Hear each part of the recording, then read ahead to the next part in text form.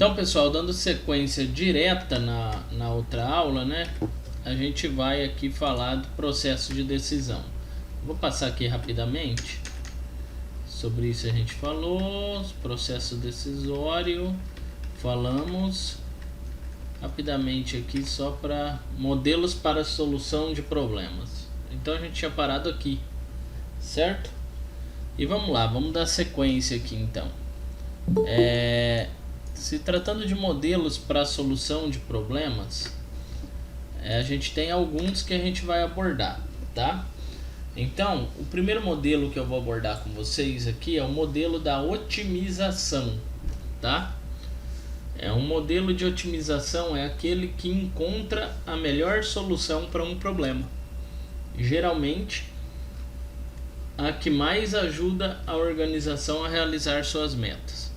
Por exemplo, encontrar o número apropriado de produtos que uma empresa deve produzir para atingir um objetivo de lucro, dadas certas condições e suposições.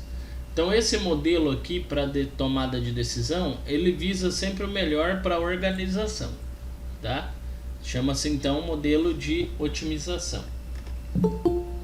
Então vamos ver aqui, ó, para ilustrar isso, o problema do caixeiro viajante. Então vamos lá, prestem atenção aqui, ó. Um vendedor tem uma lista de cidades que precisa visitar exatamente uma vez. Há rotas diretas sobre cada par de cidades. Encontre o percurso que o vendedor deverá seguir para cada cidade, que seja o menor possível e que comece e termine numa mesma cidade, que poderá ser qualquer uma da lista. Sim, eu já passei, eu estou só retomando aqui para embasar o que eu quero falar com vocês. Então, vamos lá. Se vocês se lembram, a gente já fez essa parte aqui desse problema. Então, você tem as cidades, né? Você tinha o esquema aqui de quilometragens entre elas e se traçava aqui, né, um paralelo entre as cidades para se descobrir qual que é o valor, né, menor para chegar de uma cidade a outra, cobrindo todas as possibilidades. Então a solução otimizada, ela é apresentada nesse quadro, tá?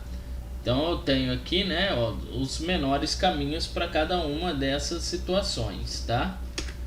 Bom, isso se chama exploração combinatória, tá? Então esse tipo de decisão, ele vai explorar todos os tipos de combinação que existem, a fim de fazer com que se ache a melhor combinação possível para uma solução, né? A melhor possibilidade possível para uma solução. Então se pode dizer que é uma estrutura de controle simples, tá? Normalmente ela é disposta em árvore para se visualizar melhor o programa, e ela funciona aí quando normalmente o número de percursos é de n para 1, ou seja, eu tenho vários percursos de cada vez para ser decidido. Supondo então 10 cidades, eu teria, né, aqui eu dei o exemplo com 4 cidades, mas se eu tivesse 10, eu ia ter essa quantidade de percurso aqui, mais ou menos, dependendo de como a cidade ela está interligada. Então a gente chama esse tipo de situação de análise de exploração combinatória, tá? E esse era o modelo de otimização. Até aquele modelo lá a gente falou, né? Chegou já a comentar.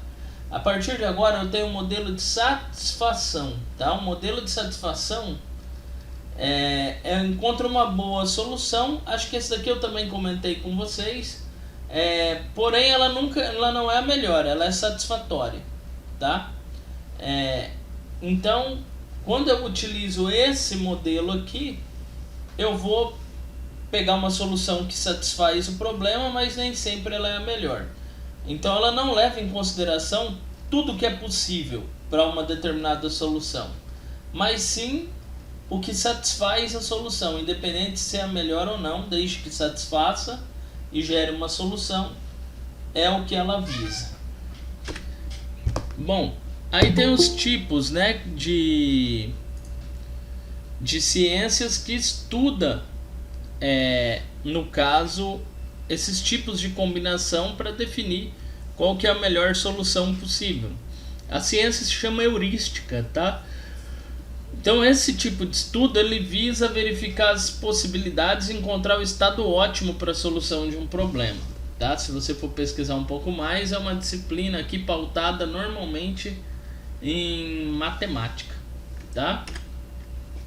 Então, seguindo aqui, por que eu uso então uma solução, né, pautada em matemática? Na verdade, uma solução heurística ou probabilística, né? Quando o problema é mal condicionado e não há algoritmo para encontrar uma solução ótima, aí eu aplico heurística. Quando eu não tenho limitações, quando eu tenho limitações de recursos como hardware, tempo de computação, eu aplico heurística, porque aí eu vou visar traçar a melhor equação entre o que eu tenho com o que eu preciso e tentar encontrar um estado ótimo onde eu consiga satisfazer, né, uma decisão levando em consideração hardware e tempo de computação. Raramente precisamos da solução ótima, né? A evidência de que as pessoas quando solucionam problemas não são otimizadoras, mas satisfazedoras. Um bom exemplo é a procura por um lugar para estacionar o carro, né? Então, normalmente, a solução que satisfaz o problema, ela já basta, tá? Só em casos extremos que a gente usa soluções heurísticas, certo? Bom, então, por exemplo, essa naquele nosso exemplo seria uma solução satisfatória, que seria de menor quilometragem. Então, a heurística do vizinho mais próximo é o que é apresentado na solução desse problema, tá? Se eu voltar lá no nosso desenho e a gente prestar atenção, ele vai começar a traçar as decisões de acordo com o vizinho mais próximo e ir traçando os percursos, né? Então, normalmente você vai começar a traçar uma solução visualizando as possibilidades mais próximas e mais evidentes, tá? Então, se eu aplicar a heurística nesse problema aí do caixeiro, eu vou ter o seguinte procedimento, né, na aplicação da heurística. Eu vou selecionar uma cidade inicial e a partir daí eu vou selecionar a próxima e vou examinando quais cidades vêm na sequência e verificando a quilometragem entre elas. Na segunda etapa eu vou repetir para uma outra cidade isso e para outra até que eu analisei todas. Quando eu terminar eu vou ter tabelado todas as quilometragens entre cada cidade e aí fica fácil eu decidir a quilometragem mais satisfatória, tá? Então, basicamente, processos de decisão, então, se for perguntado para vocês, é esses dois, o ótimo e o satisfatório. O ótimo eu vou definir com metodologias focadas em heurística e probabilidade, e o satisfatório normalmente ele resolve o problema, mas não se preocupa com a solução ótima, tá? Falando então um pouco mais sobre sistemas de informação. Alguém tem alguma pergunta, galera? Bom, sobre o que é um sistema de informação, essa parte aqui eu já passei para vocês, né? Vou até pular. Pode falar. Heurística, então, seria uma análise de requisitos, por exemplo, ou um cálculo de probabilidade? É cálculo de probabilidade. Ah, tá. Pode levar em consideração os requisitos, sim, mas ele tem a ver com cálculos de probabilidade. Galera, essa parte aqui, ó, eu lembro que eu já comecei ela com vocês. Então aqui, ó, eu tenho sistemas de informação, né? A gente já definiu o sistema de informação anteriormente, então eu vou passar um pouco mais rápido por essa parte, tá? Para chegar onde a gente quer. Então, na verdade, um sistema de informação são vários componentes que se relacionam, trabalham em conjunto, e aí ele trabalha com uma informação de entrada, normalmente, processa essa informação e tem uma saída de dados, né? Essa saída ela pode fornecer uma resposta. Definição para sistemas é essa, então. Eu tenho dados, processamento, saída e retroação, ou seja, feedback. Até então isso já ficou claro na nossa disciplina, certo? A partir daí, então aqui eu estou mostrando aqui uma ideia de entrada, né? Mas acho que já é bem claro isso. Então, por exemplo, é o ato de eu pegar dados, captar dados, independente de qual seja o sistema. Mesmo que não seja na informática, se for algo que coleta dados, é uma entrada, tá? Então eu tenho várias formas: cartão de hora de empregado, um telefonema, uma resposta de uma entrevista. Isso é uma entrada de dados, tá? Então, por exemplo, um scanner que lê códigos de barra em um mercado é um exemplo de entrada automatizada de informações. Bom, então tudo que fornece algo para um sistema, ele é considerado a entrada. O processamento, então, ele envolve conversão dos dados. Então, por exemplo, a parte de cálculos, as comparações e tomadas de decisões e a parte de armazenar os dados para usar futuramente. Então, o processo aqui ele pode ser feito de forma manual ou com assistência de um computador, não tem problema. Tá? Então, por exemplo, um setor de contabilidade de uma empresa. Ele tem lá o contador e ele resolve calcular lá a folha de pagamento manualmente, sem usar um computador. Não deixa de ser um processamento, tá? Não é porque é manual que não é um processamento. Ele pegou informações que entraram, como por exemplo a quantidade de hora trabalhada de cada funcionário, e fez os cálculos manualmente, ou seja, ele processou essa quantidade de horas. Ele poderia usar um computador para isso? Poderia também, tá? Não deixa de ser processamento. E a saída e a solução, né? É a produção de informação. Então, normalmente são documentos, relatórios ou informações do processamento ou do tratamento dos dados, tá? A saída pode se transformar novamente numa entrada, que é quando a gente chama de retroação, que também já foi comentado com vocês anteriormente, tá? E a saída pode ser produzida por um computador ou por um processo manual, tá? A retroação já foi dito também o que é, né? Que é o processo de você pegar uma saída ali do processamento e transformar ela novamente em uma entrada para gerar uma nova saída. Então a saída ela é usada para fazer ajustes nas atividades de entrada de processamento. Pensando na folha de pagamento aqui, se o usuário informa que 400 horas ao invés de 40 horas trabalhadas, o sistema pode gerar um erro. A retroação é usada para checar e corrigir para 40 horas essa informação. Então seria o erro também pode ser uma retroação, né? Bom, componentes então que fazem parte aí de um sistema de informação contendo computadores, né? O primeiro componente é o hardware, são as máquinas em si, né?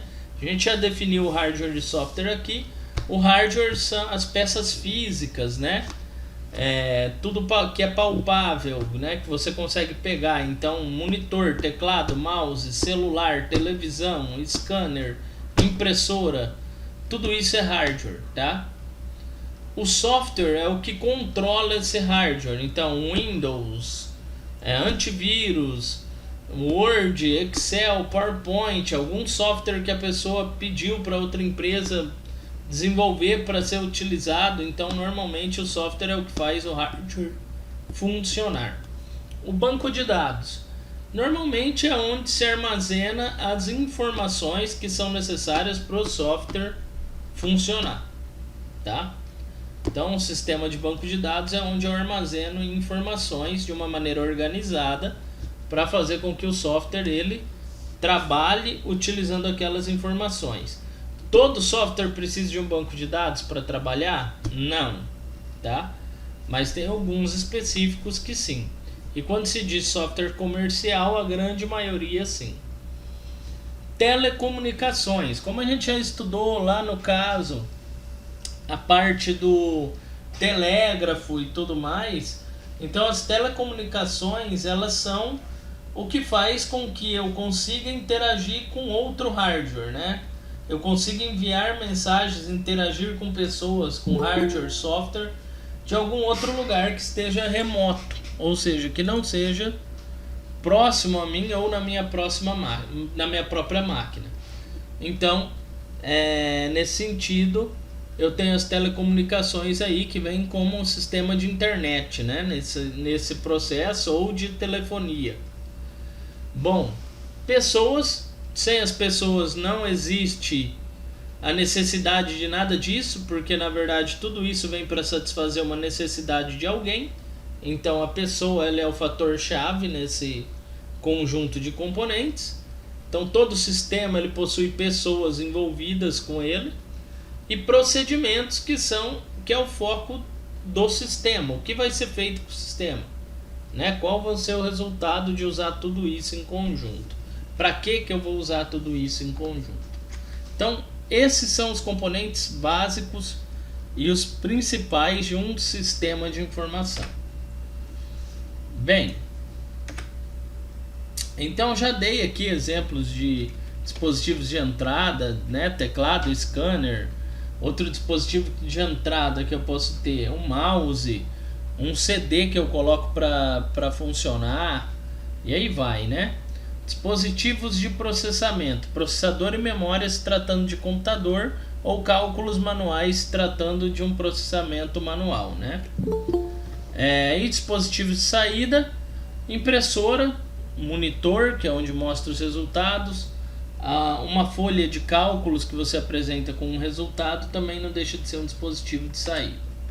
Mas aqui, se tratando de hardware, né, aí sim eu só tenho equipamentos: teclado, scanner, processador, memória, impressora e monitor, tá?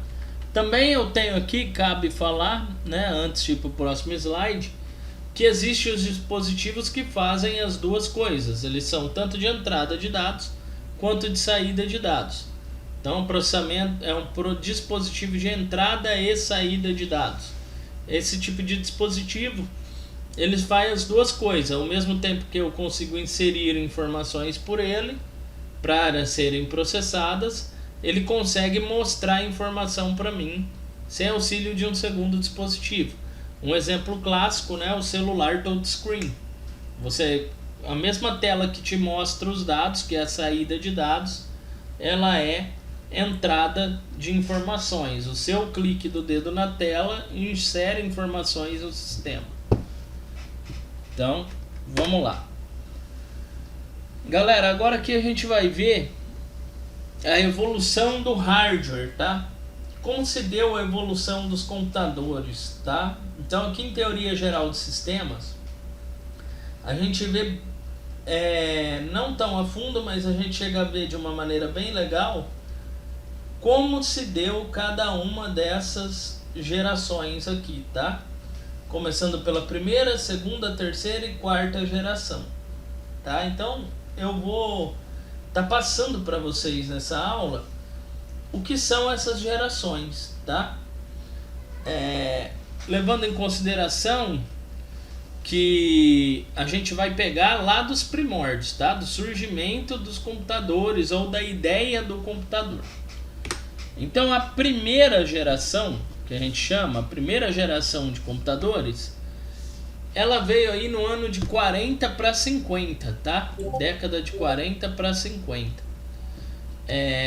Os computadores nessa época, eles eram com base em válvulas a vácuo, tá? O que seriam essas válvulas a vácuo? Alguma espécie de lâmpada que acendia e apagava, e essa lâmpada gerava algum processo ali, né? Um binário, por exemplo, que serviria como um cálculo, tá? Se você for pesquisar, o principal computador, né, dessa época, se você for pesquisar, o ENIAC, que foi criado na Universidade da Pensilvânia, tá? Em 1946. O ENIAC, galera, para vocês terem ideia, se você pesquisar mais sobre o ENIAC, você vai ver que ele tinha em torno de 16 mil válvulas. Tinha uma mulher, era programadora. Eu não sei se eu coloquei aqui no slide, mas eu vou falar aqui um pouquinho sobre ele para vocês. Ele consumia aí energia, segundo alguns lugares que eu li, alguns livros, suficiente para manter um dia da cidade de Nova York dessa época funcionando. Tá? Então 1 hora de trabalho dele consumia esse tanto de energia. E ele surgiu na ideia de fazer processamentos de cálculos de guerra, tá? Na época. Então ele era usado nos campos científico e militar. E como ele funcionava então? Era como se fosse uma sala gigantesca, tá? Depois, se não tiver foto aqui, eu pego uma foto e mostro para vocês aqui na internet. Programação, entrada e saída de dados. A entrada de dados se dava por cabos, tá? Era um painel com vários cabos que a pessoa plugava e desplugava. Então a programação se dava por entrada e saída de plugs, né? Nada digital ainda, né? Entre aspas, né? Já era digital, mas um digital bem rústico. Não tinha entrada, a entrada era por meio de sinais de cabo, de energia, tá? E a saída era por cartões perfurados, certo? Então, se a saída das informações, o que ele processava, ele perfurava cartões que ia para uma outra máquina que ia traduzir o que foi perfurado nesses cartões e entregar a informação. Então era bem trabalhoso e caro, tá? Na época. Professor. Oi. Aquele jogo da imitação tem algo a ver com o ENIAC? Que tem o Alan Turing lá? Pode ser que citou, não me lembro muito bem do filme. Foi baseado mais ou menos na Primeira Guerra, né? Eu não me lembro muito bem do filme não, mas tinha um computador que era utilizado para cálculos de guerra e tudo mais. Tem vários filmes que falam sobre o ENIAC, né? Mas lá não é o ENIAC não. Lá é o protótipo que dá origem à máquina de Turing, a máquina de Turing que ele fala. É da máquina de Turing, O protótipo é o que gera o ENIAC. O ENIAC já, em teoria, é um computador. A máquina de Turing seria uma arquitetura, deu origem ao computador. Ela fazia cálculos, né? Foi responsável por criptografar, mas, se eu não me engano, não é o ENIAC não. É mais ou menos isso. Eu já assisti o filme, mas tem tanto tempo, cara, que eu não me lembro mais direito, não. Ô, professor, o nome era Christopher. Pera aí, galera, eu não tô entendendo nada. O nome da máquina do Alan Turing era Christopher. Christopher. A Christopher. O Alan Turing, ele foi um matemático, né, que foi muito importante aí para a computação, né? Revolucionou as ideias deles, revolucionou o campo da computação na época. Máquina de Turing era máquina para cálculo. Normalmente girava em torno da ideia de calcular mais rápido, né? Essa era a ideia. Bom, então o ENIAC ele era usado a princípio no campo científico e militar, mais militar do que científico, tá? E perfurava cabos. E ele tinha um grande problema que era queimar muitas válvulas, tá? Queimava muita válvula, uma válvula atrás da outra. Então tinha que haver a troca constantemente dessas válvulas, tá? Elas aqueciam, queimavam. Então tinha que se trocar muito e além disso elas consumiam muita energia, tá? Mas foi aí um computador que marcou a primeira geração. Teve outros na primeira geração? Teve. Eu não vou ficar aqui discutindo todos. Eu estou falando que aqui se marcou a primeira geração com a chegada das válvulas e o ENIAC foi o computador que marcou essa geração, tá? Na época foi focado aí para auxiliar no campo, né, científico e militar. Bom, e aí se tinha essa ideia dos cartões perfurados. Então aqui tem informações. Ele tinha 17.468 válvulas, então era só um pouquinho de válvula. Tinha mais ou menos 500.000 conexões de solda, né? Então era um pouquinho grande, 3 toneladas de peso. A área construída era de 180 metros quadrados, então era praticamente uma sala gigante, né? Que você entrava dentro, com 5,5 metros de altura e 25 metros de comprimento. Então era gigante, né? Grande, mas grande mesmo. Essas eram as dimensões do ENIAC. Aqui não está falando do consumo de energia, mas se você for pesquisar vai falar, como eu disse aí, ele consumia ali 1 hora de uso, o equivalente a 1 hora de uso da cidade de Nova York na época.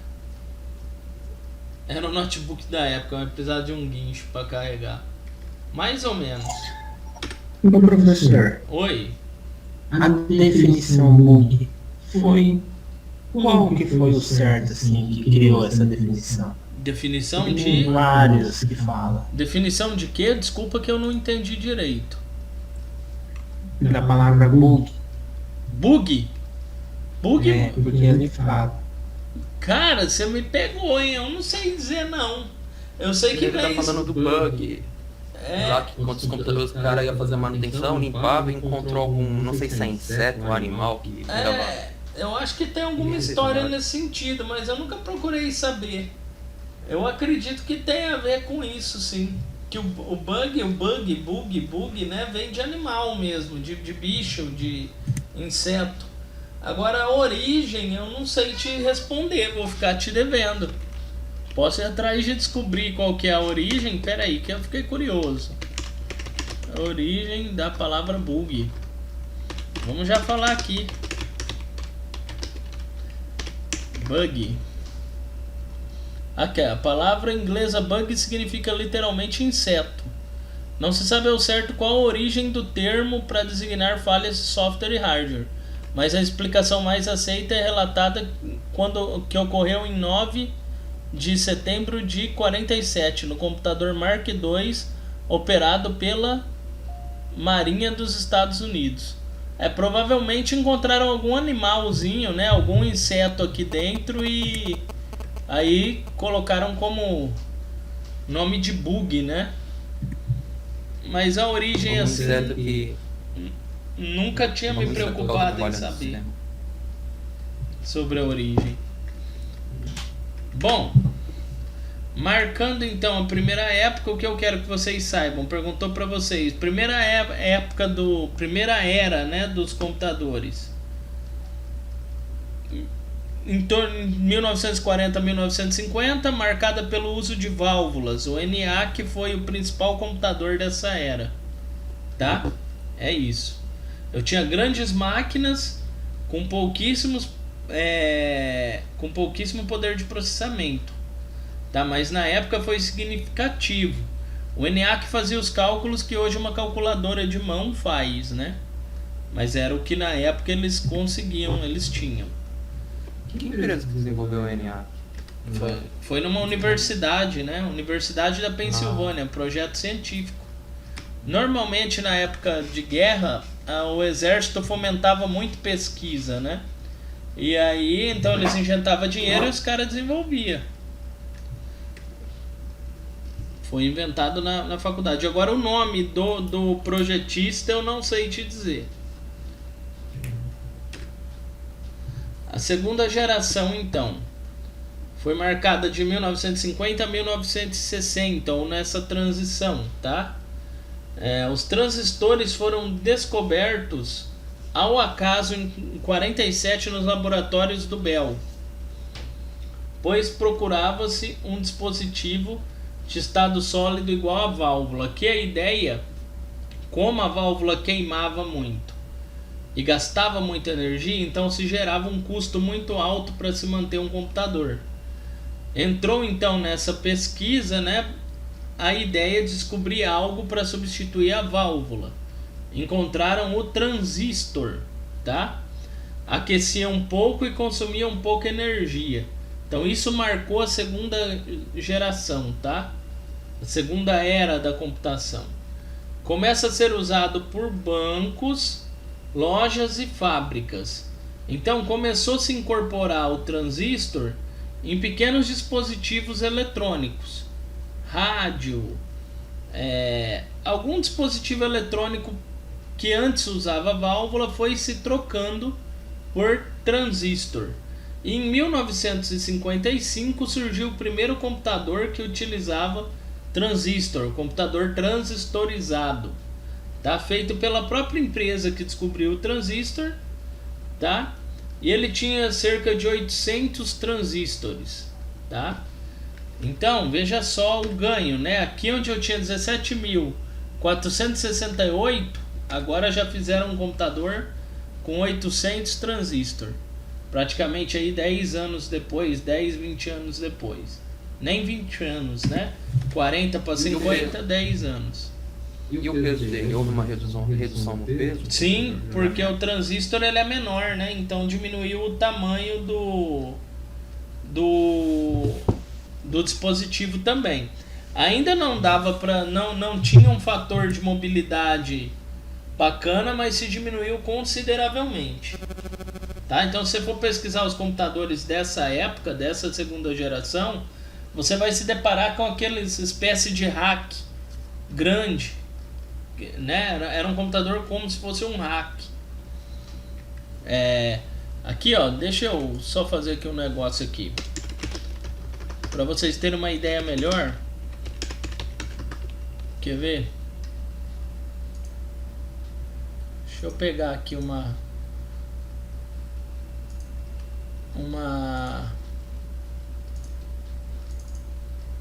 ó, esse daqui era uma foto do ENIAC, ó. Ó como era, ó. É uma sala, ó. Uma sala gigantesca. Aqui a pessoa que programava e aqui os painéis com cabo. Deixa eu ver se eu pego uma com alta resolução aqui para ficar melhor, para vocês terem uma ideia do que eu tô falando, né?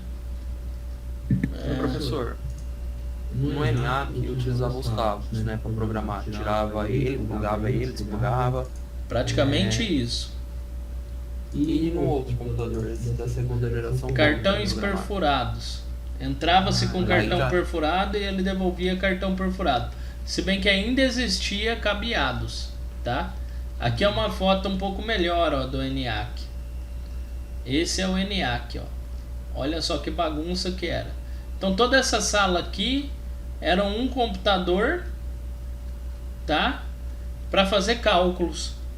Cálculos que hoje uma calculadora de mão faz, tá? Aí aqui tem as fotos das...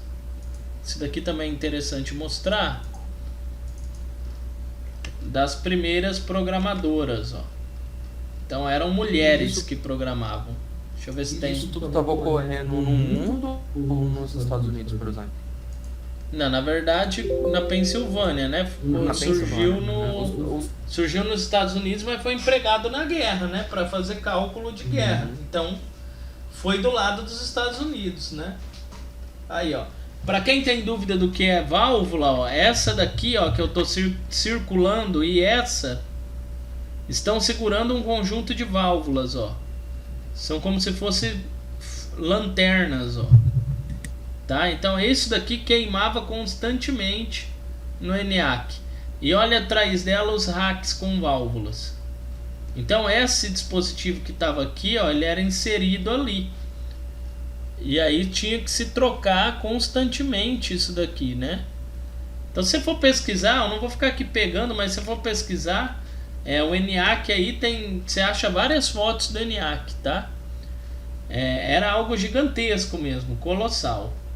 Deixa eu ir fechando aqui.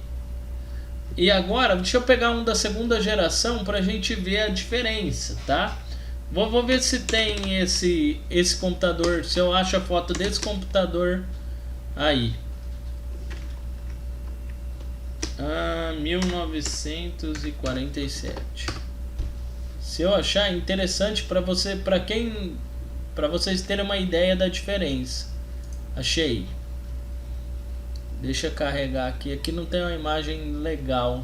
Essa daqui tá pequena. Deixa eu pegar uma. Eu acho que vai dar para mostrar mesmo assim. Salvar a imagem como. Ó. Como eu disse, ó, ele é um rack grande, ó. sabe? Então os computadores nessa época, daquele tamanho de uma sala, eles se tornaram isso daqui, ó. Um rack grande. Era pesado ainda, mas era uma espécie de rack, tá? Outros computadores, né, que tinha na época, que segue o mesmo padrão, né, que surgiu nessa época, ó. Computadores assim, ó. Agora eu não tenho, o computador é esse dispositivo que o cara tá na frente e não mais uma sala inteira, entenderam? Então houve uma redução significativa, tá, de tamanho, sim. Ainda não era móvel, mas já houve uma redução boa. E aqui, ó, máquina. Professor. Oi. E a implementação do mercado de trabalho através dessas máquinas começou a partir de que ano? Foi na década de 50, 60, saindo da guerra? Ou Não, no começo quem mexia com esses computadores eram mais o pessoal acadêmico mesmo, tá? E o pessoal militar. Aqui eu não tinha, não tinha ainda um ramo da computação, tá? Surgiu o ramo da computação quando os computadores eles migraram ali para ser comum, né? Para algo comercial. Então o computador em si, ele começou. Existia programas, mas eram poucas pessoas que programavam. Era mais para fim acadêmico mesmo. Isso daqui era uma máquina de cartão perfurado.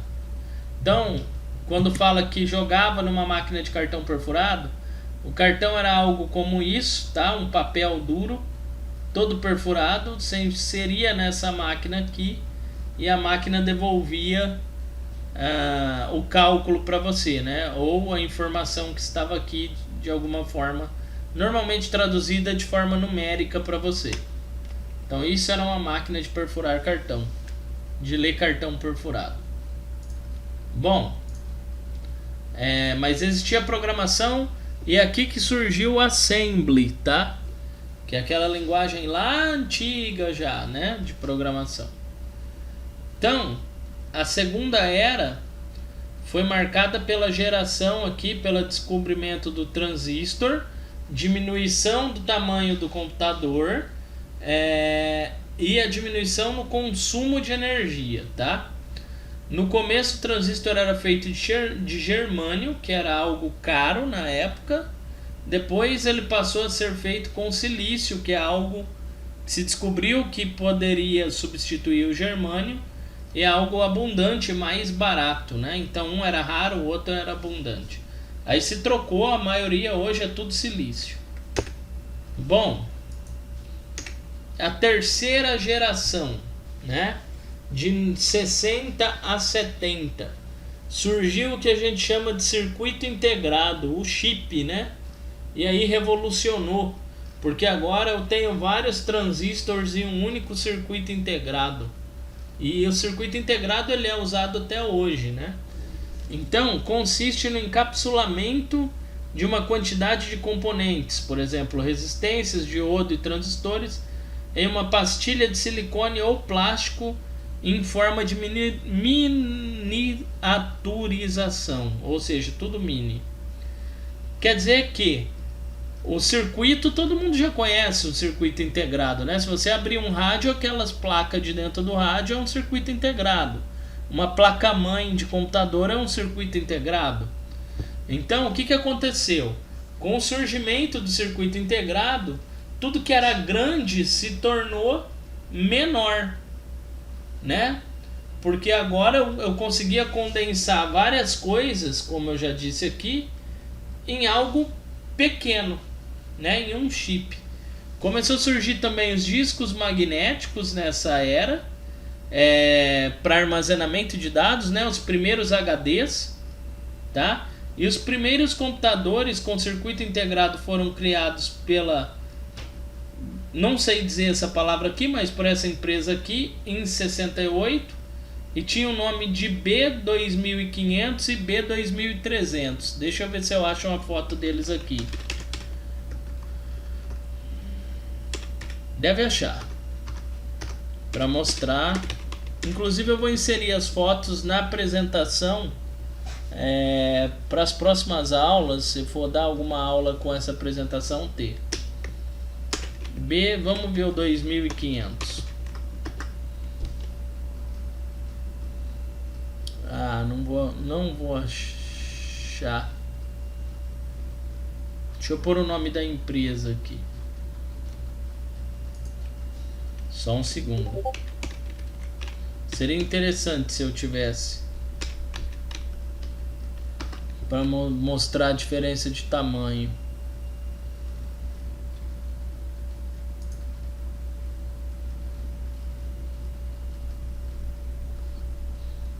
Aqui, ó.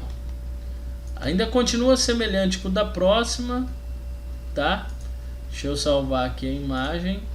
Porém, ele foi um processo evolutivo. Eles foram evoluindo e diminuindo de tamanho.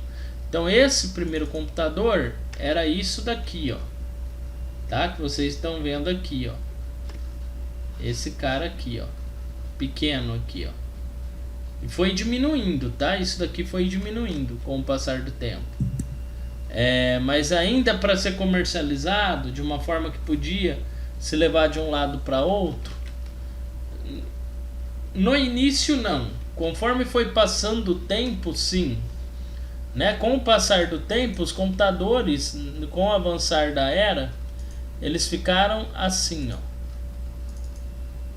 Que já é algo mais que vocês viram lá o filme lá, né? Falando ali do Jobs e tal, eles começaram a ter esse tipo de aspecto, né? Foi o Lisa o primeiro computador comercial? Não, acho que o Lisa foi com o primeiro com gráfico. Nossa, agora eu me perdi. Ah, eu não sei qual foi o primeiro comercial, não. Eu sei que esse daqui foi o modelo final, né? Com a surgida dos circuitos integrais, circuitos integrados, eles foram evoluindo, diminuindo de tamanho e se tornaram isso. A partir disso, eles começaram a ser comercializados, tá? Então, quando se evoluiu daquele que eu mostrei para vocês antes para esse, na hora que se chegou nesse estado, começou a se pensar em comercializar computadores. E aqui já tinha os discos magnéticos, né? Disco de 10 mega, 100 mega, né? Deixa eu ver se acho foto. Primeiros discos magnéticos da história. Vamos ver se tem aqui. Ah, não vai ter. Eram uns negócios gigantes. Primeiro HD da história. Bom, não vou perder tempo pesquisando isso. Se tivesse mais fácil eu ia mostrar. Mas era algo grande também, tá? Para armazenamento. Bom, e a partir daí, né? Depois que se ficou daquele tamanho, com monitor e tudo, veio a quarta geração, que muita gente fala que a gente ainda vive ela, o que eu discordo, tá? Mas a gente já entra nessa conversa.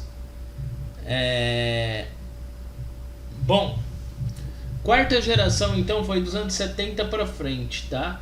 Foi marcada com o surgimento da Intel, processador Intel. E aí já retrata bem no filme, né, lá do Jobs e daqueles e do Gates, um pouco sobre essa história aqui, tá? Aqui então se mudou tudo, tá?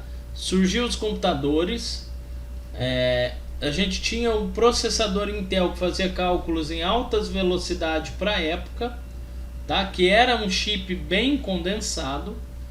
E aqui já tinha sistemas operacionais, né? Na verdade tinha o problema de que eles tinham a máquina, né? Mas não tinha o sistema. E aí com o decorrer do tempo foi desenvolvido o sistema, né? Para essas máquinas. E surgiu aqui, ó, o Altair 8800. Esse é fácil de achar foto. Vamos ver como é que era o Altair aqui. Inclusive um bom nome para dar pro filho, né? Altair. Já pensou? Opa. Tadinho da criança. Você vai olhar para ele e vai lembrar do Bill Gates na hora. Daqui 50 anos ele agradece. Nossa. né? Quando entrar na escola. A pessoa já nasce velha. Já nasce velha. Ó, o Altair era esse carinha aqui, ó. Ó como era. Esse foi o Altair 8800, tá? Se for pesquisar a foto dele, é esse cara aqui, ó, na verdade, tá? Aqui, ó. E aí o monitor é um complemento, né? Um periférico aqui. Então essa era já foi marcada por sistemas operacionais que surgiram, pelo computador estar num tamanho bem reduzido, para o computador começar a ser vendido, né? Apesar de ser muito caro na época, mas ele começou a ser comercializado nessa época. A IBM, né, entrou também no mercado nessa época, e aí vai.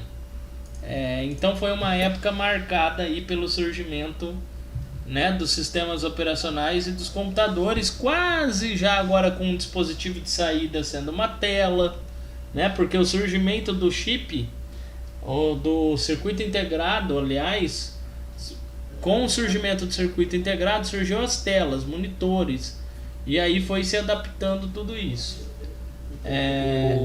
Bem interessante. Oi? O Altair, ele rodava qual sistema operacional? Boa pergunta. Eu acho que era um sistema próprio aqui. Depois se usou o DOS. Não me lembro.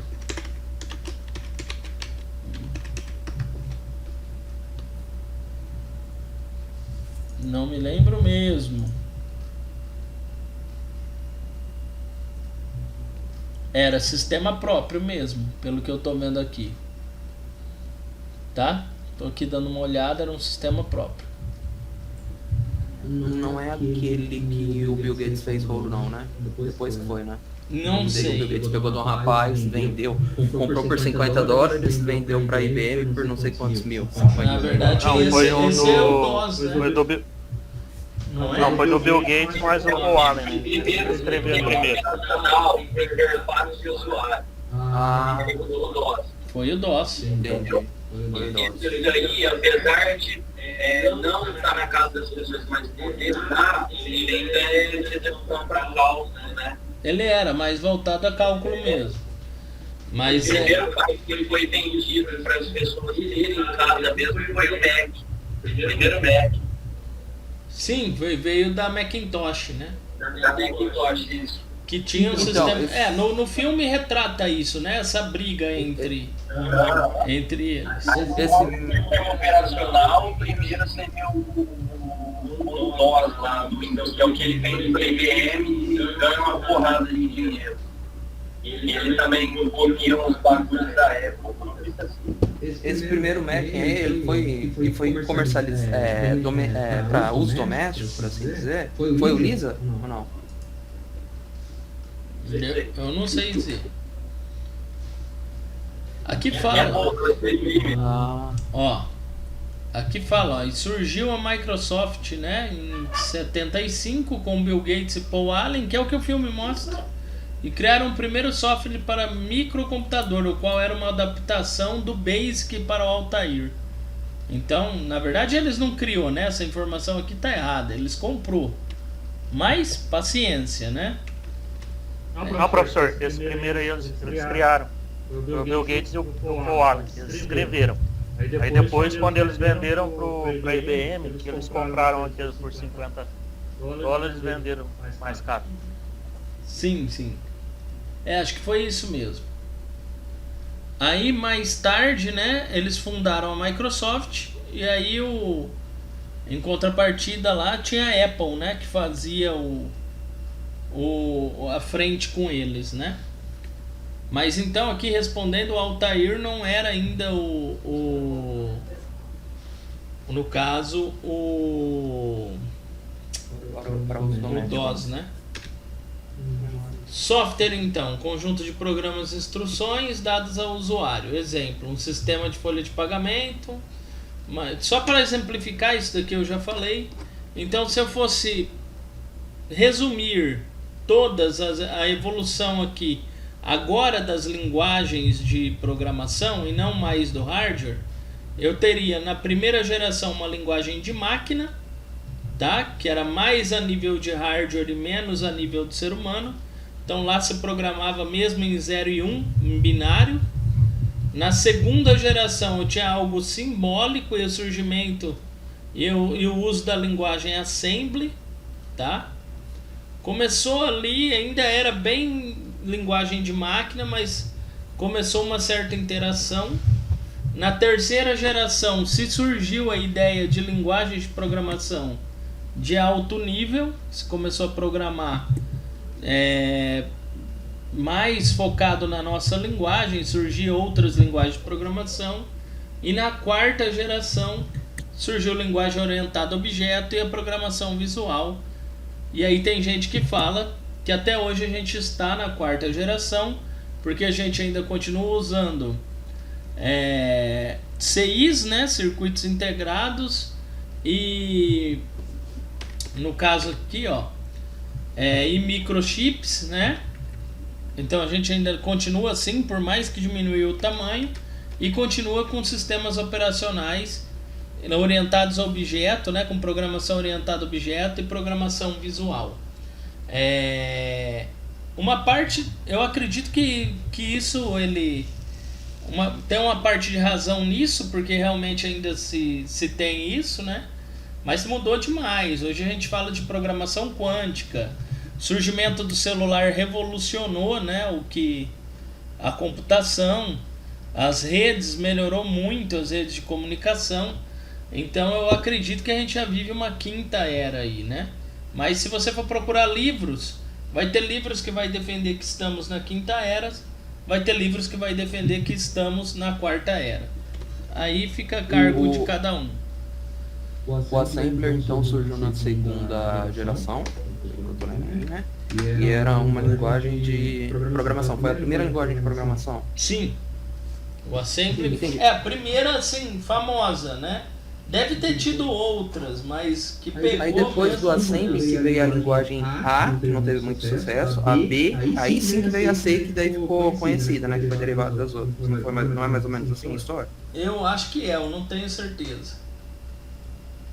Que a C não foi a primeira linguagem, teve outras duas antes. Mas nessa geração aí de alto nível aí teve várias, né? Na terceira geração. Fortran ali tava ali na segunda ali também, né? C, não C++, C, orientado a objeto só lá na quarta. E aí foi, né? Foi se evoluindo. Bom,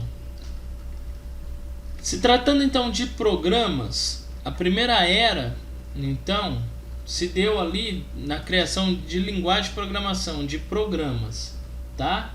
De ideias computacionais focadas em programação. Se deu ali na década de 50, tá? Programação era uma arte para a qual havia poucos métodos, então não se tinha muito meio para programar nessa época. Como funcionava a programação? Era chamada de programação em batch.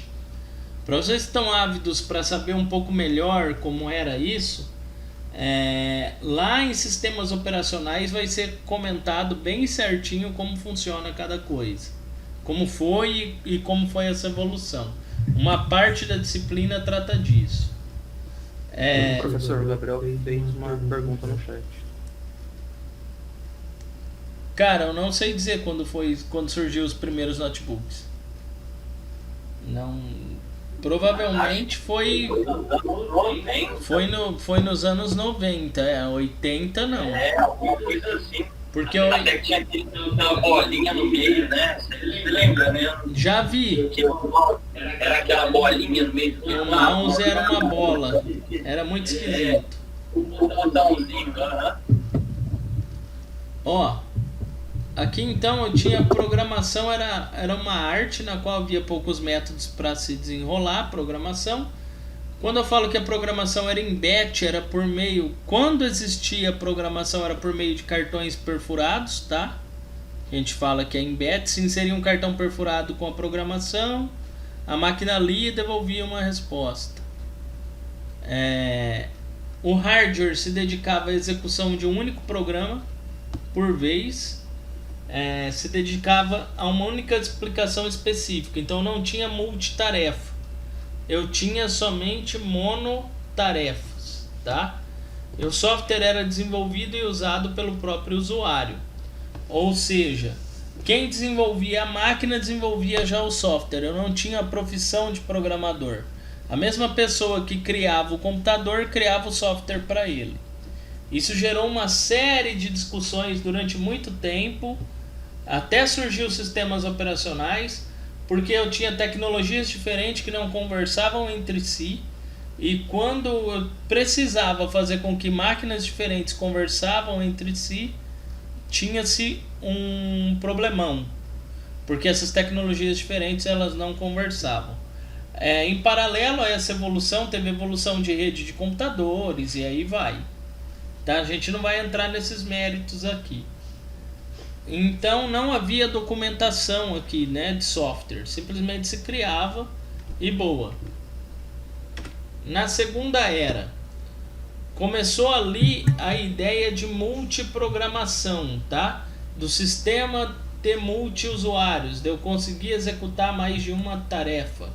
Sistemas em tempo real, então. Eu tinha agora a ideia de sistemas funcionando em tempo real ali, né? Eu tinha algo que já tinha um processamento ali um pouco mais robusto para trabalhar em tempo real. Surge o sistema de gerenciamento de banco de dados.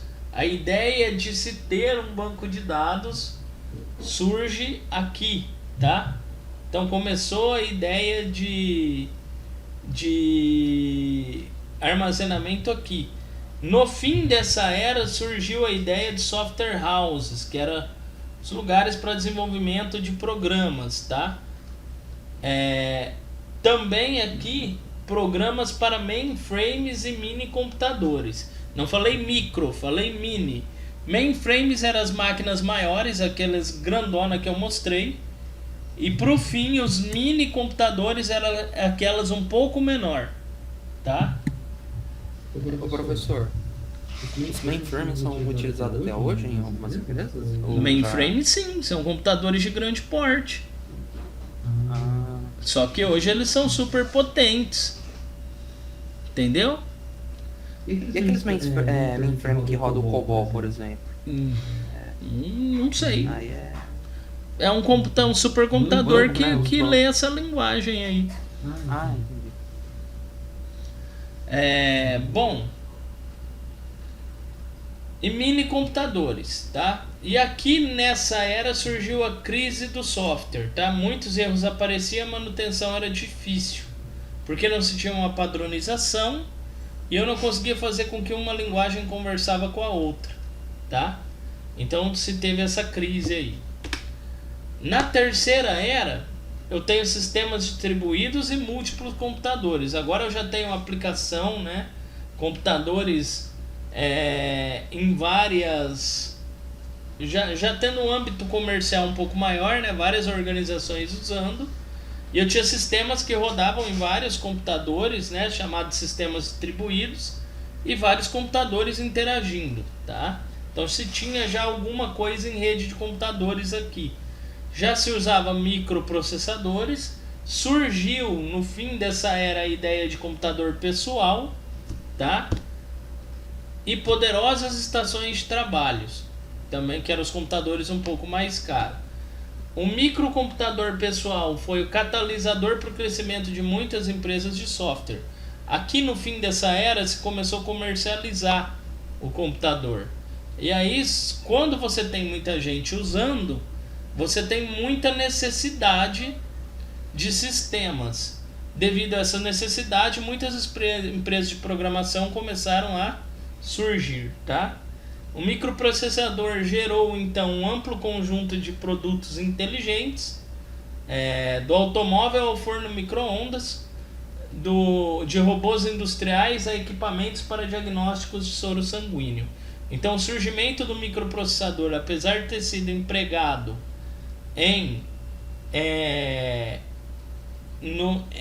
na criação do computador de primeira mão, o uso dele nesses outros meios revolucionou esses outros meios também.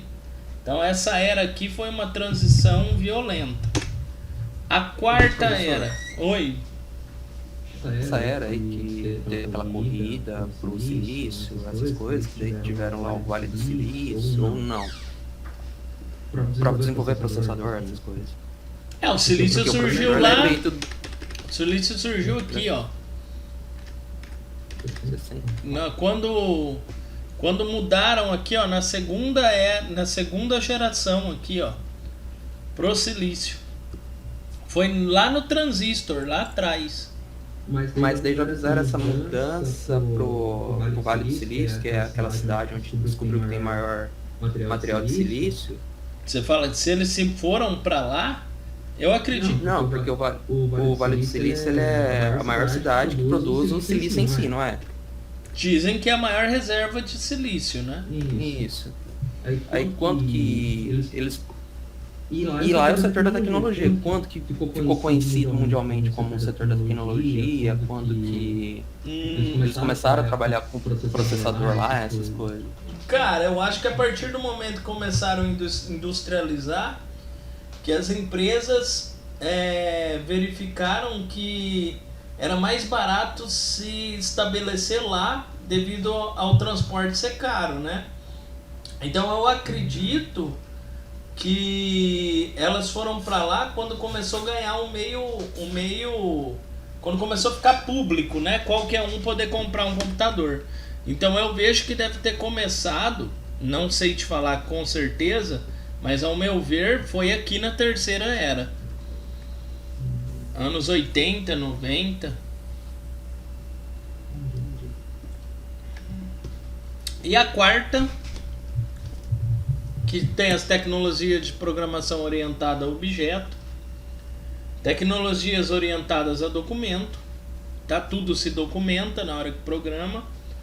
Linguagens de quarta geração, Java, C++, Delphi, né? Que é Pascal, na verdade, né?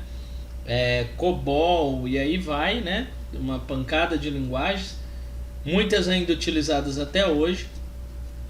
Tinha sistemas especialistas, né? Sistema especialista é um sistema desenvolvido com uma finalidade específica, tá? Softwares pautados em inteligência artificial, tá? Então a ideia de inteligência artificial e redes neurais. Então, quarta geração. E esse software de inteligência artificial, a pessoa pensa que é algo tão recente, já estava na década de 90. A ideia surgiu bem antes, né? E que eles não tinham tecnologia para implementar. Mas a ideia surgiu lá atrás. Então muita gente... Oi? A história do smartphone, que nem a história do smartphone. Ele já sabia que lá na década de 80, não sei se foi a Nokia, ela já tinha um smartphone, já tinha feito um smartphone que era touch. Só que eles não lançaram, não sei se era bem por causa do marketing, que não ia ter muita venda, ou por causa da tecnologia que não estava tão preparada. Teve toda uma história assim. Eu não sei muito bem, não. Então, galera, muita gente fala que a gente está ainda na quarta era, justamente por conta que a gente ainda utiliza a maioria das coisas que está aqui. Linguagem orientada a objeto, documentação, as linguagens todas de quarta geração, Java, C#, C++. C# é uma evolução, né, da outra linguagem, esqueci o nome agora. Oh, meu Deus. Como é que era o nome da linguagem precursora do C#, da Microsoft também? Visual Basic, VB, isso.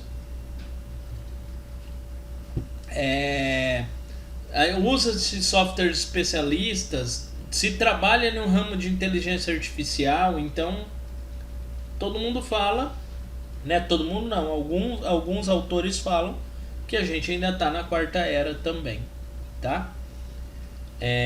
Bom, e vai ter alguns autores que vai falar que a gente está na quinta era, tá? Então, mas aí eu penso assim, eu tava uma vez até conversando com o Guilherme, A gente também está na indústria 4.0. Quarta era da computação também. A quinta entraria o quê? Computação quântica em larga escala, assim, dentro da casa das pessoas e tudo software saindo através disso. Ó, porque assim, se for ver bem, hoje esse aumento expressivo da IA só se dá porque tem uma grande quantidade de dados, né? exatamente. Então você tem inteligência artificial para trabalhar com esses dados de uma forma melhor. Exatamente. O que muita gente fala é que só vai existir uma quinta era computacional quando se aplicar em larga escala a computação quântica. Se você for pesquisar, você vai ver alguma coisa nesse sentido.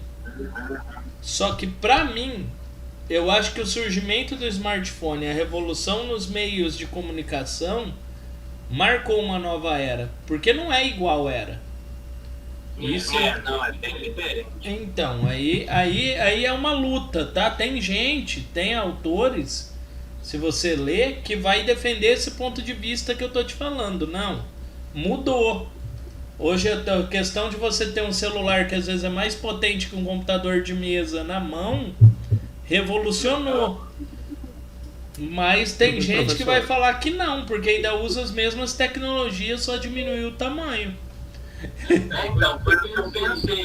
Aí, entrando em computação quântica, há uma mudança grande no paradigma de programação, de tecnologia envolvida, né? Sim, tem essa vertente aí também. Binário, essas coisas. Trabalha com padrões de cúbicos e tal. Não é mais se tem uma... É uma parada toda... Se tem uma discussão muito acirrada nesse sentido, né? Mas, enfim, aí vocês decidem se vocês acreditam que é quarta ou quinta, né? Oi. Essa questão também do sistema em nuvem, do cloud, meu inglês tá... Outra coisa que falam que marca uma quinta era. Essa ideia de você ter um sistema em nuvem, de você ter um terminal burro, onde você só tem conexão e acessa. Ih, já vi tanta coisa aí falando a respeito disso. Então, mas, Juliana, eu acho que sim, porque assim, cloud parece um mistério, né? Mas na verdade é um servidor em algum lugar que dá essa possibilidade de hospedagem. Na verdade se deu a possibilidade de uma cloud computer devido à capacidade de processamento e de rede que se tem hoje, né? Tem hoje. Conexão e tudo mais.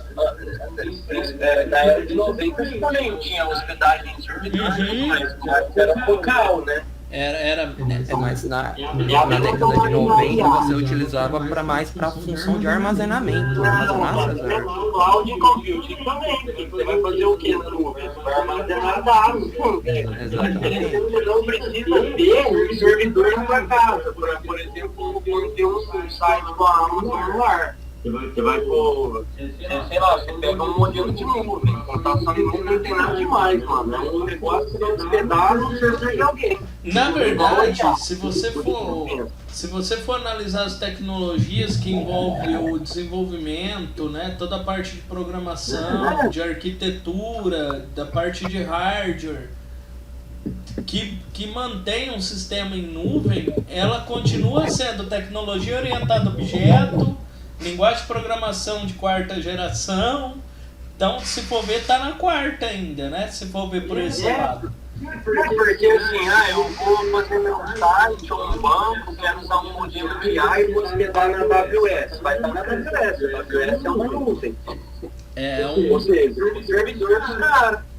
Tipo assim. É uma discussão que nós vamos longe aqui, se for para levar para frente. Mas galera, é isso. Eu vou parar aqui na quarta era. Na próxima aula a gente continua. Senão já é... Aí